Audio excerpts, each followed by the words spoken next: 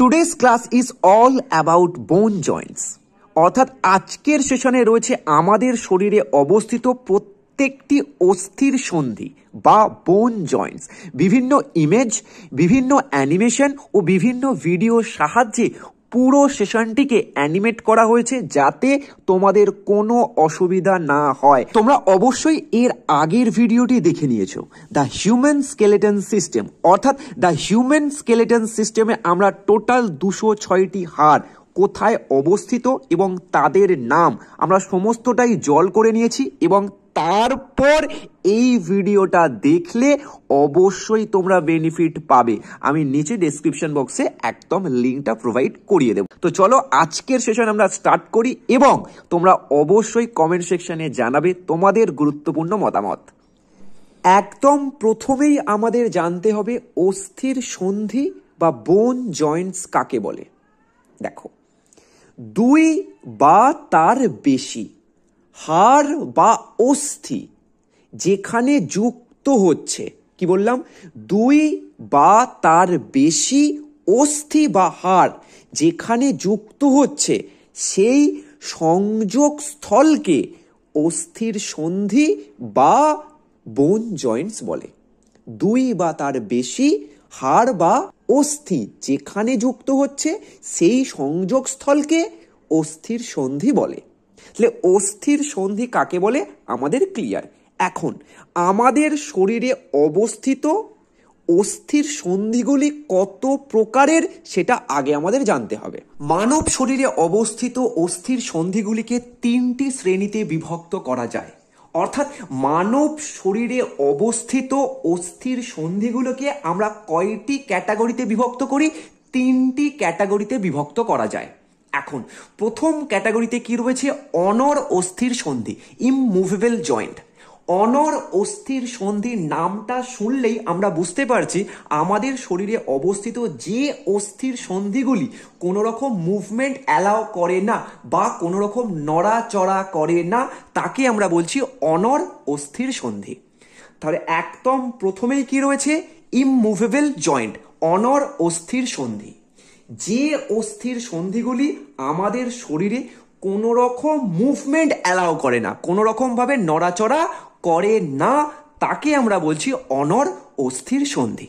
এখন প্রশ্ন হলো, আমাদের শরীরে এই অনড় অস্থির সন্ধি কোথায় অবস্থিত? একদম আমাদের আপার জয়ের সঙ্গে দাঁত এবং লোয়ার জয়ের সঙ্গে দাঁত, এছাড়া আমাদের করোটি অর্থাৎ স্ক্রেনিয়াল বোনে আমরা এই ধরনের জয়েন্ট লক্ষ্য করব। অর্থাৎ আমাদের মাথায় থাকা যে 8টি বোন রয়েছে, অর্থাৎ ফ্রন্টাল, অক্সিপিটাল, প্যারাইটাল, টেম্পোরাল, অ্যাথময়েড আর স্পেনয়েড, এই হাড়গুলো একে অপরের সঙ্গে শ্বেত তন্তু কলা দ্বারা যুক্ত রয়েছে। অর্থাৎ হোয়াইট ফাইব্রাস টিস্যু দ্বারা এগুলো একে অপরের সঙ্গে একদম ফিক্সড রয়েছে, এগুলো কোনো রকম নড়াচড়া করে না।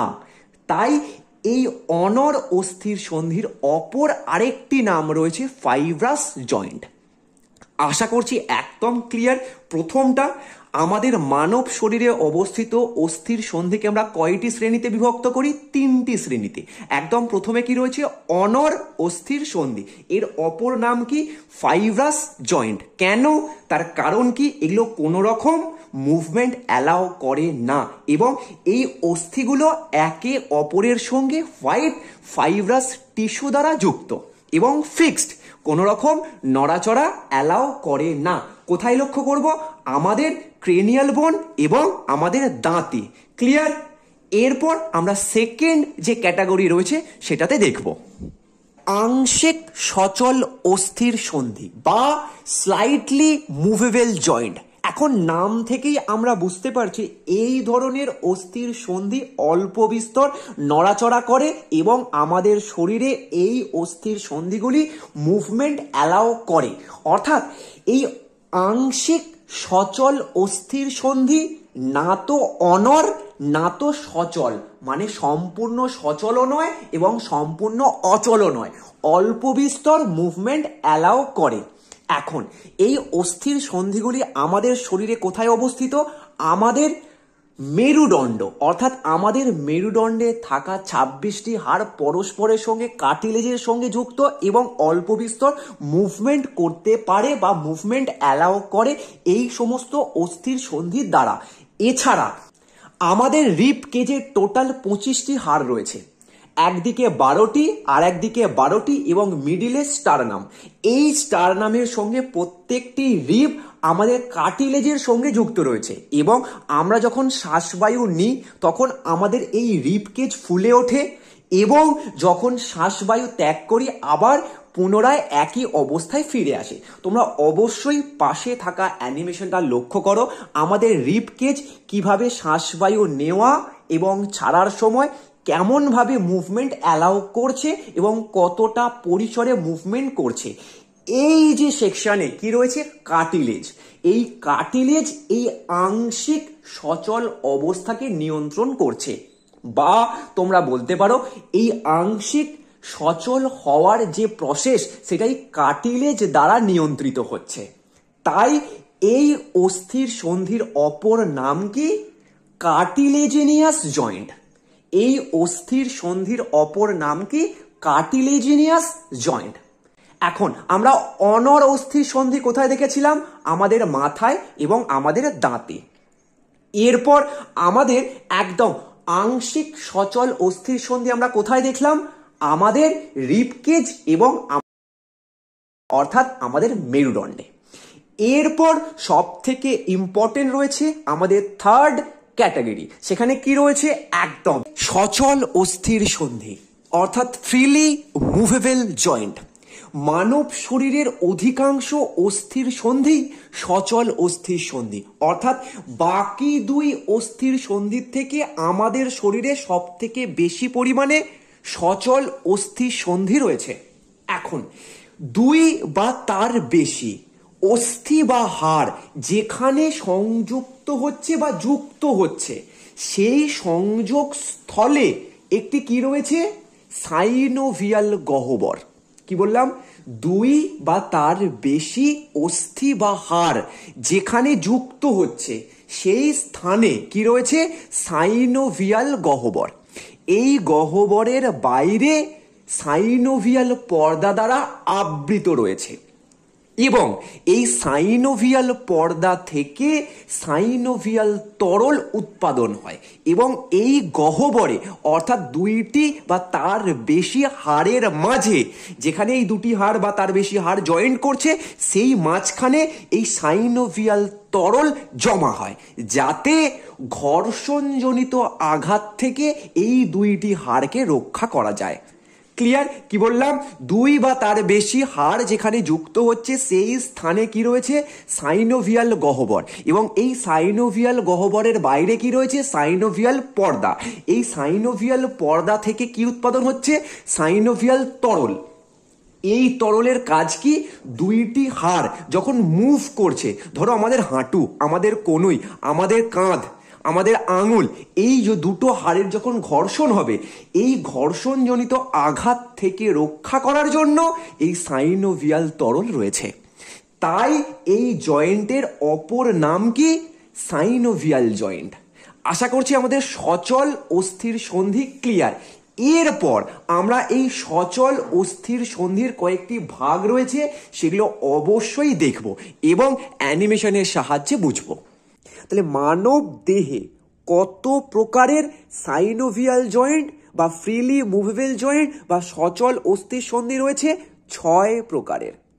মানব দেহে 6 প্রকারের সচল অস্থির সন্ধি রয়েছে, যেগুলি মানব দেহের চলন ও গমনে অত্যন্ত গুরুত্বপূর্ণ ভূমিকা পালন করছে।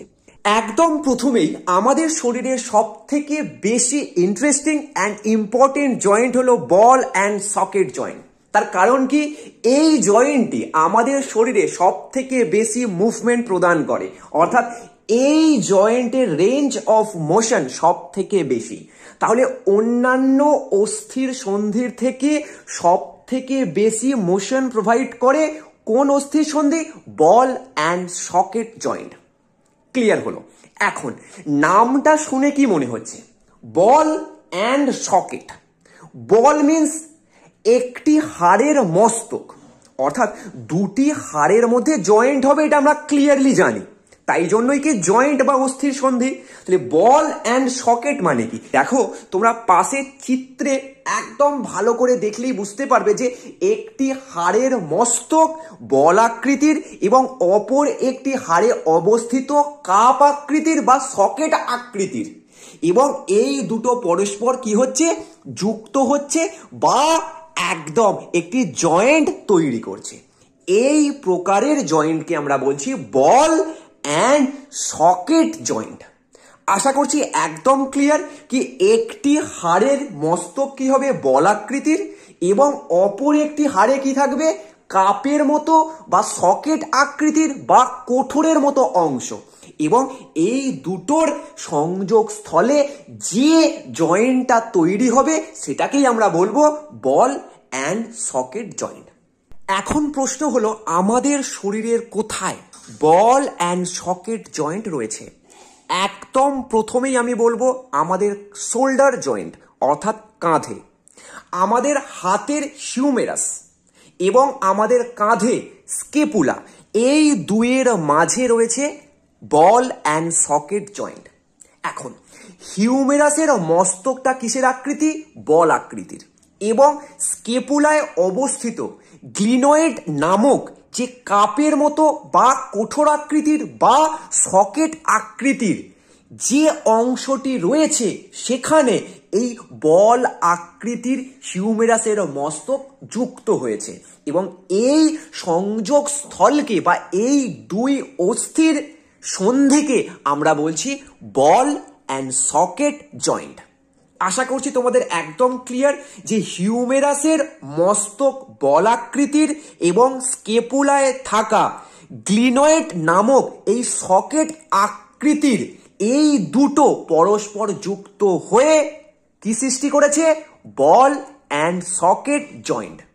এবং এই জয়েন্ট আমাদের দুই হাতকে সঞ্চালন করতে সব থেকে বেশি সাহায্য করছে।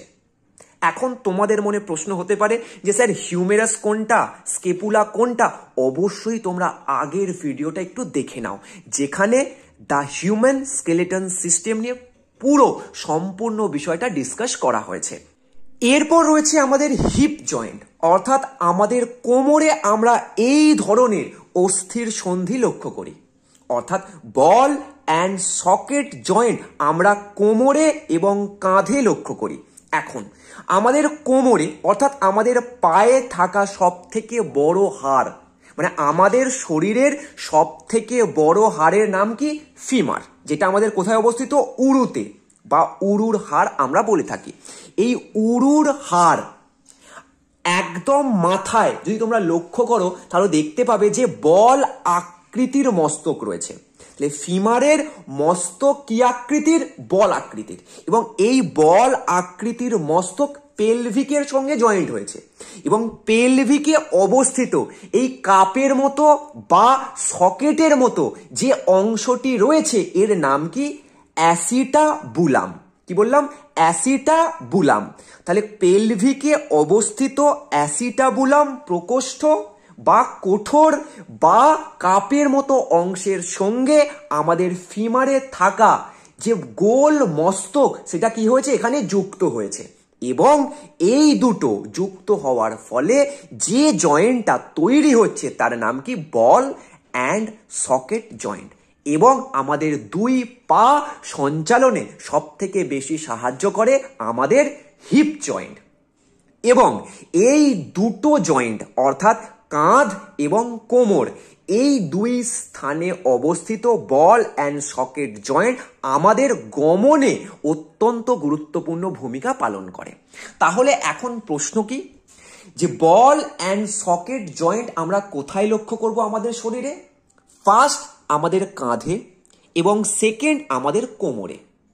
এখন কাঁধে থাকা স্কেপুলা আর হিউমেরাস, আর কোমরে থাকা পেলভিক এবং আমাদের ফিমার। ফিমারের মস্তক কি? বল আকৃতির। হিউমেরাসের মস্তক কি? বল আকৃতির।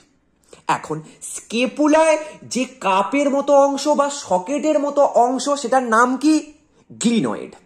আর পেলভিকে অবস্থিত এই কাপের মতো অংশ বা সকেটের মতো অংশ, এটার নাম কি? অ্যাসিটাবুলাম। এই দুইয়ের সংযোগ স্থলকে আমরা কি বলছি? Ball and socket joint. আশা করছি আমাদের এই বল অ্যান্ড সকেট জয়েন্ট একদম ক্লিয়ার, এবং যতগুলো এই জয়েন্ট রয়েছে তার মধ্যে সব থেকে বেশি মোশন বা মুভমেন্ট প্রদান করে এই ball and socket joint. Clear ব্যাপারটা? যেখানে আমরা লক্ষ্য করব flexion, extension, adduction, abduction and rotation. আশা করছি এই পুরো বিষয়টা ক্লিয়ার। এরপর রয়েছে আমাদের হিঞ্জ জয়েন্ট, অর্থাৎ বাংলায় যাকে বলা হয় কবজা বা কপাট অস্থির সন্ধি। তোমরা পাশে থাকা ছবিতে দেখতে পাবে একদম উপরে যে হাড়টি রয়েছে সেটির একদম নিচে যে অংশটি রয়েছে সেটা দেখো সিলিন্ডার আকৃতির, এবং নিচের হাড়টির একদম উপরের অংশটি দেখো অবতল আকৃতির। এই সিলিন্ডার আকৃতির হাড়ের যে অংশটি রয়েছে এটি যখন এই অবতল অংশের সঙ্গে যুক্ত হবে এবং সেখানে একটি অস্থির সন্ধি বা জয়েন্ট তৈরি করবে, তাকে আমরা বলবো হিঞ্জ জয়েন্ট বা কবজা বা কপাট অস্থির সন্ধি। এখন এর নাম কপাট বা কবজার অস্থির সন্ধি কেন হলো? তার কারণ এর মুভমেন্টটা অনেকটা দরজার মতো। যেমন দরজা একদিকে খোলে আবার বন্ধ হয়, উল্টো দিকে যদি আমরা টানা হিজড়া করি তাহলে দরজা উপরে চলে যাবে, মানে গল্প শেষ হয়ে যাবে। ঠিক তেমনই আমাদের শরীরে এই সমস্ত জয়েন্ট যেখানে আছে সেখানে এই জয়েন্টগুলো একই দিকে 180 ডিগ্রি মুভমেন্ট অ্যালাউ করে। কি বললাম? এই হিঞ্জ জয়েন্ট একই দিকে, মানে বিপরীত দিকে নয়, কিন্তু একটি নির্দিষ্ট দিকে 180 ডিগ্রি মুভমেন্ট অ্যালাউ করে। এখন কোথায় কোথায় এই জয়েন্টগুলো রয়েছে সেটা দেখলেই বা একটুখানি নিজেদের শরীরে সেটাকে যদি আমরা ফলো করি তাহলেই বুঝে যাব যে এই হিঞ্জ জয়েন্ট কেন এর নাম হলো কবজা বা কপাট অস্থির সন্ধি। দেখো, একদম প্রথমেই রয়েছে আমাদের এলবো জয়েন্ট, অর্থাৎ আমাদের হাতে থাকা কনুই। এরপর রয়েছে আমাদের হাঁটু অর্থাৎ নি জয়েন্ট। তাহলে আমাদের কনুয়ে এবং হাঁটুতে কি রয়েছে? হিঞ্জ জয়েন্ট বা কবজা বা কপাট সন্ধি। এছাড়া আরো দুটো জায়গায় রয়েছে। কোথায়? আমাদের অ্যাঙ্কেলে, মানে আমাদের গোড়ালিতে। এছাড়া রয়েছে আমাদের আঙুলে থাকা এই 14টি ফ্যালেঞ্জেস, এই যে ছোট ছোট হাড়গুলো রয়েছে এদের মাঝেও রয়েছে হিঞ্জ জয়েন্ট। কি বলেছিলাম? একদম দ্য স্কেলেটন সিস্টেমে আমি হাতের যে আঙুলগুলো রয়েছে প্রত্যেকটি আঙুলে 3টি করে এবং আমাদের থামে রয়েছে 2টি ফ্যালাঞ্জেস। এর প্রত্যেকটির মাঝে অর্থাৎ ইন্টার ফ্যালাঞ্জেসের মধ্যেও আমরা দেখতে পাবো হিঞ্জ জয়েন্ট। এখন আমরা একটার উদাহরণ বা দুটোর উদাহরণটাকে একটু ভালো করে বুঝবো, তাহলেই এই জয়েন্টটা নিয়ে কোনো প্রশ্ন আমাদের মনে আর থাকবে না। দেখো, আমাদের হাতে অবস্থিত হিউমেরাস, রেডিয়াস এবং আলনা, এর যে জয়েন্ট সেটা কোথায় হয়েছে?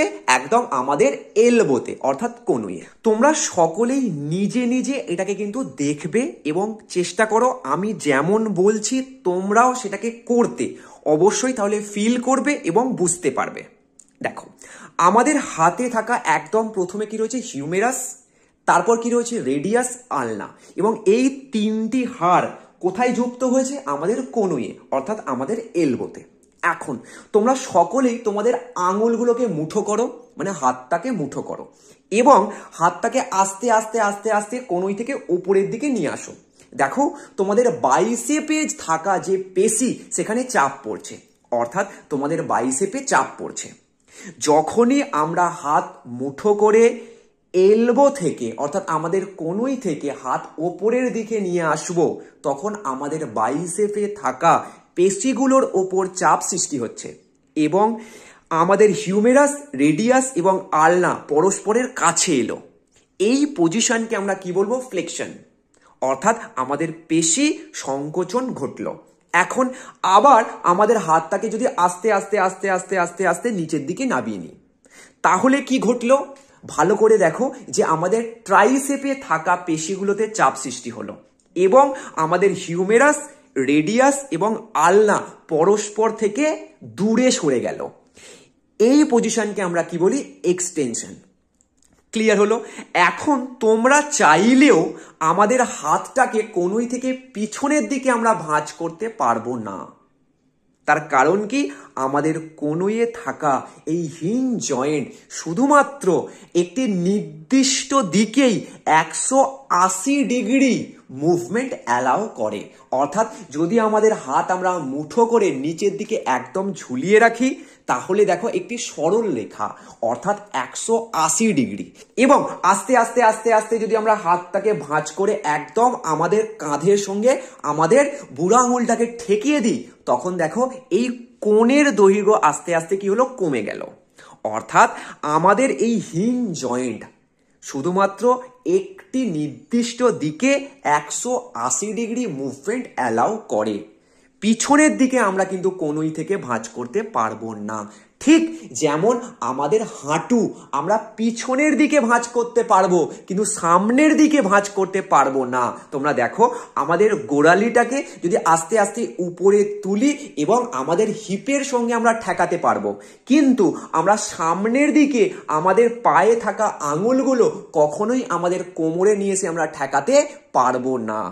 অর্থাৎ হাঁটু থেকে আমরা আমাদের পাকে পিছনের দিকে ভাঁজ করতে পারলেও সামনের দিকে ভাঁজ করতে পারবো না।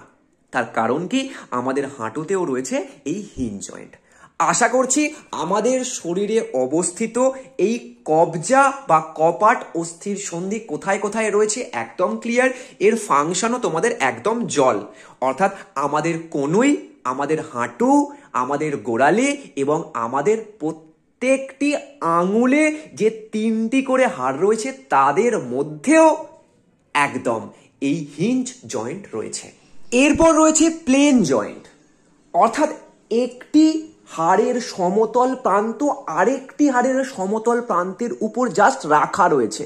অর্থাৎ প্লেন জয়েন্ট মানে কি, প্লেন মানে সমতল। তাহলে একটি হাড়ের সমতল প্রান্ত অপর একটি হাড়ের সমতল প্রান্তের উপর জাস্ট রাখা রয়েছে। এই জাস্ট রাখা রয়েছে মানে কি, একটির উপর আরেকটি অবস্থান করছে, তাই এর অপর নাম গ্লাইডিং জয়েন্ট। এখন এই গ্লাইডিং জয়েন্টের মুভমেন্টটা কেমন হবে, তোমরা পাশে থাকা ছবিতে দেখলেই বুঝতে পারবে যে একটি হাড় আরেকটি হাড়ের ওপর জাস্ট রাখা রয়েছে এবং এদের মুভমেন্ট সামনে, পিছনে এবং দুই সাইডে অর্থাৎ পাশাপাশি মুভমেন্ট অ্যালাউ করে। তাহলে আমরা প্লেন বা গ্লাইডিং জয়েন্ট সম্পর্কে কি বুঝলাম, যে দুটি সমতল আকৃতির হাড় একটির উপর আরেকটি রাখা রয়েছে এবং তারা সামনে, পিছনে এবং পাশাপাশি মুভমেন্ট অ্যালাউ করে। এখন প্রশ্ন হলো, এই প্রকারের জয়েন্ট আমরা কোথায় কোথায় লক্ষ্য করব? একদম প্রথমেই আমাদের পায়ে থাকা টার্সাল, অর্থাৎ 7টি টার্সালের মধ্যে অর্থাৎ ইন্টারটার্সালে আমরা এই প্রকারের জয়েন্ট লক্ষ্য করব।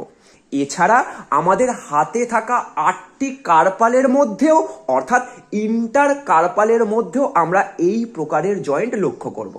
ক্লিয়ার হয়ে গেল? এছাড়া আমাদের কলার বোন স্কেপুলার উপর জাস্ট রাখা রয়েছে এবং সেখানেও আমরা এই প্লেন জয়েন্ট লক্ষ্য করি। এছাড়া রয়েছে আমাদের মেরুদণ্ডের যে 26টি হাড় রয়েছে, এখানেও আমরা প্লেন জয়েন্ট লক্ষ্য করব। তো আশা করছি আমাদের গ্লাইডিং জয়েন্ট বা প্লেন জয়েন্ট একদম ক্লিয়ার। তোমাদের মনে হয়তো প্রশ্ন হচ্ছে যে আমি এখন এটা কি করছি, এটা আমাদের নেক্সট জয়েন্টের মুভমেন্ট। এবং তোমরা এইভাবেও দেখতে পারো যে আমরা হাতটাকে যে টুইস্ট করছি, এই যে দুটো মুভমেন্ট অর্থাৎ হাতের এই মুভমেন্ট এবং আমাদের ঘাড়ের অর্থাৎ নেকের এই মুভমেন্ট, এই যে মুভমেন্টটা প্রদান করছে কে, একদম আমাদের শরীরে নেক্সট যে জয়েন্টটা রয়েছে পিভট জয়েন্ট। একদম এই পিভট জয়েন্টের জন্য আমাদের নেক এইভাবে রোটেট করতে পারছি।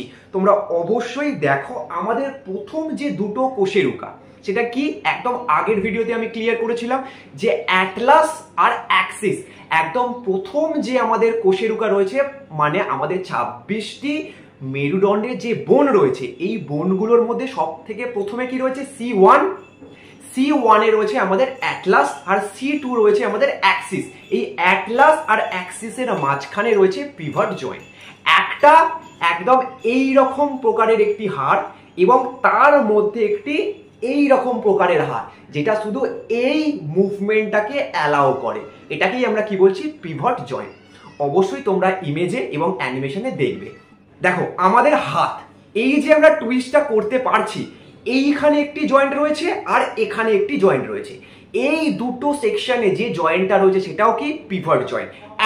এখানে হচ্ছে দেখো আমাদের PRUJ, আর এখানে হচ্ছে DRUJ, প্রক্সিমাল রেডিও আলনা জয়েন্ট, আর এখানে কি রয়েছে একদম ডিস্টাল রেডিও আলনা জয়েন্ট।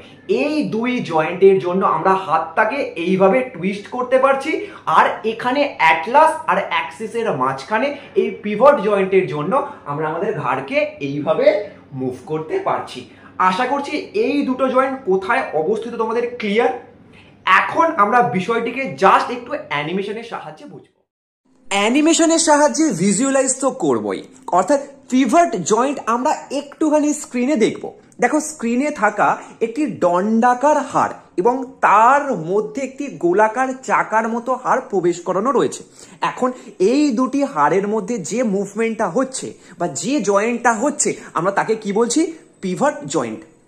এখন আমাদের শরীরে যে মেরুদণ্ড রয়েছে এর একদম উপরের দিকে প্রথম দুইটি হাড় বা প্রথম দুইটি কোষেরুকা C1 এবং C2, এই দুইয়ের মধ্যে যে জয়েন্ট রয়েছে সেটা পিভট জয়েন্ট। তোমরা অবশ্যই একদম স্ক্রিনে থাকা অ্যানিমেশনের সাহায্যে বিষয়টিকে ক্লিয়ারলি দেখে নাও। এই জয়েন্টটার জন্যই আমরা একদম প্রথমে আমি কি দেখিয়েছিলাম, আমাদের ঘাড়টা এদিক আর এই দিক আমরা যে ঘোরাতে পারছি তা এই পিভট জয়েন্টের জন্য। এছাড়া আমাদের হাত আমরা যে টুইস্ট করি, একটু আগেই আমি দেখিয়ে দিয়েছি যে কিভাবে আমাদের হাত আমরা টুইস্ট করছি। এখন জাস্ট একটুখানি আমরা পিকচারটা দেখব। দেখো তিনটি পজিশন রয়েছে এই পিকচারটির মধ্যে। প্রথম নর্মাল, তারপর টুইস্ট, আবার থার্ডে সেম পজিশনে ফিরে আসা। ক্লিয়ার? এই তিনটি পজিশন যে ফর্ম হচ্ছে এটাও কিন্তু দুটো পিভট জয়েন্টের জন্য। একটা একদম কোনই থেকে একটু নিচে রেডিয়াস এবং আল্লার মধ্যে পিভট জয়েন্ট, এবং একদম নিচে অর্থাৎ আমাদের যে রিস্ট রয়েছে তার কাছাকাছি তোমরা দেখতে পাবে পিকচারে, সেখানে কি রয়েছে, একটা পিভট জয়েন্ট। এখন এখানে অবস্থিত এই রেডিয়াস এবং আলনার মধ্যে এই পিভট জয়েন্টের আরেকটি নাম রয়েছে, কি, প্রক্সিমাল রেডিও আলনা জয়েন্ট। আর নিচে রিস্টের কাছে ডিস্টাল রেডিও আলনা জয়েন্ট। আশা করছি তোমাদের এই তিনটি স্থানে অর্থাৎ আমাদের পিভট জয়েন্টের এক্সাম্পল এবং মুভমেন্ট একদম ক্লিয়ার জল। তো চলো এবার আমরা নেক্সট জয়েন্টের দিকে এগোবো। এরপর রয়েছে আমাদের এলিপসয়েড বা কন্ডাইলয়েড জয়েন্ট। এখন এই এলিপসয়েড বা কন্ডাইলয়েড জয়েন্ট এই নামটা কেন হলো, দেখো পাশে থাকা চিত্রে তোমরা দেখতে পাবে যে একটি হাড়ের প্রান্ত, মানে উপরে যে হাড়টি রয়েছে তার প্রান্ত যেখানটা যুক্ত হয়েছে সেখানে রাউন্ড শেপের কন্ডাইল প্রকৃতির একটি মাথা রয়েছে। কি বললাম, রাউন্ড শেপের কন্ডাইল প্রকৃতির একটি হেড রয়েছে, এবং নিচের হাড়টির প্রান্ত যেখানে জয়েন্ট হয়েছে সেখানে দেখো একটা এলিপ্টিক্যাল ক্যাভিটি রয়েছে। এই এলিপ্টিক্যাল ক্যাভিটি মানে কি, উপবৃত্তাকার গহ্বর। ক্লিয়ার? তাহলে এই রাউন্ড শেপের কন্ডাইল প্রকৃতির হেড উপবৃত্তাকার প্রকোষ্ঠ বা গহ্বরের সঙ্গে যুক্ত হয়েছে। এই উপবৃত্তাকার গহ্বরের নাম কি, ইংরেজিতে এলিপ্টিক্যাল ক্যাভিটি। এই কারণে এই জয়েন্টের নাম কি, একদম কন্ডাইলয়েড জয়েন্ট। এই উপরের হাড়টিতে কি রয়েছে, রাউন্ড শেপের কন্ডাইল প্রকৃতির, আর নিচের হাড়টিতে কি রয়েছে, একদম এলিপ্টিক্যাল ক্যাভিটি। তাই এর অপর নাম কি হয়ে গেল, এলিপসয়েড জয়েন্ট। আশা করছি এলিপসয়েড জয়েন্ট এবং কন্ডাইলয়েড কেন নাম হয়েছে ক্লিয়ার।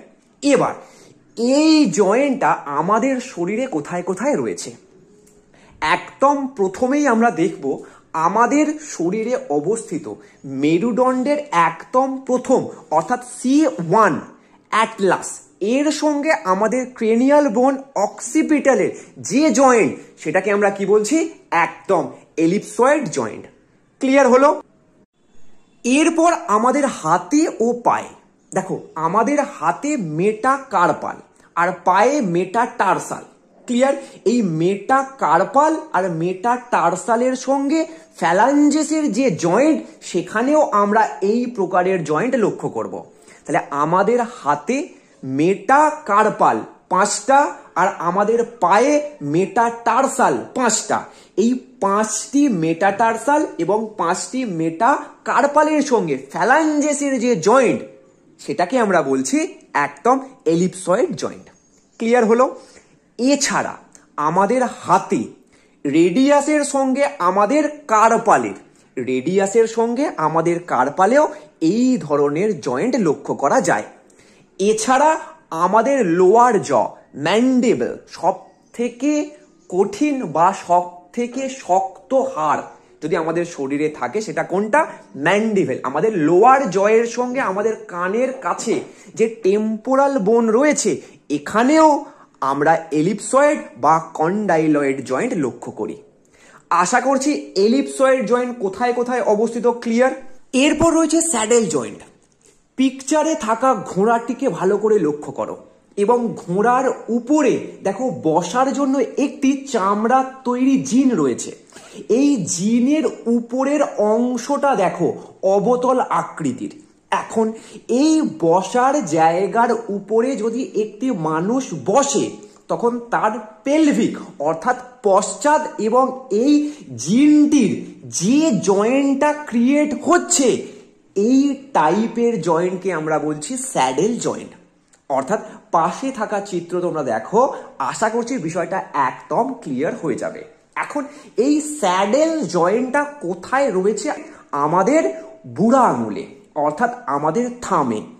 অর্থাৎ আমাদের থাম অন্যান্য আঙুলের থেকে অনেক বেশি মুভমেন্ট দেয় এবং আমাদের এই থামের যে কার্পাল এবং মেটাকার্পালের মধ্যে যে জয়েন্টটা রয়েছে একদম সেখানেই রয়েছে এই স্যাডেল জয়েন্ট।